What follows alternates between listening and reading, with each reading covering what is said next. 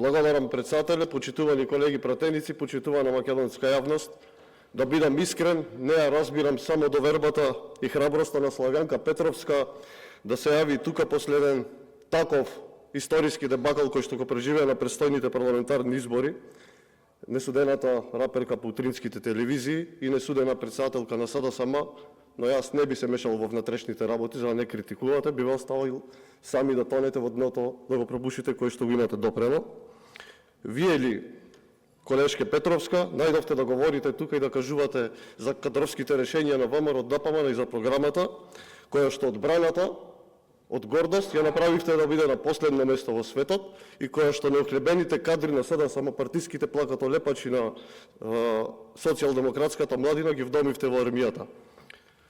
Да подсетам, за јавност едно подсетување, имаше на фејсбук страната на СДСМ Рачиново еден повик, сите оние кои што си имаат пријавено за професионални војници, да се пријават во штабот на СДСМ Рачиново. Може би не ги направивте пилоти, но ги направивте војници и секоја чест за тоа.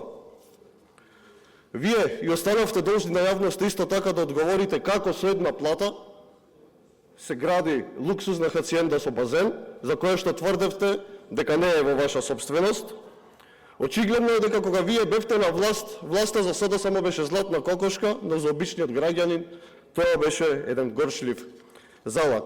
И токму затоа седите таму каде што седите, без никаков кредибилитет да зборите за било каква политика. Да подсетам за уште една работа која што ја должите на македонската јавност. Набавивте 8 хеликоптери за 250 милиони евра од скандалозна фирма.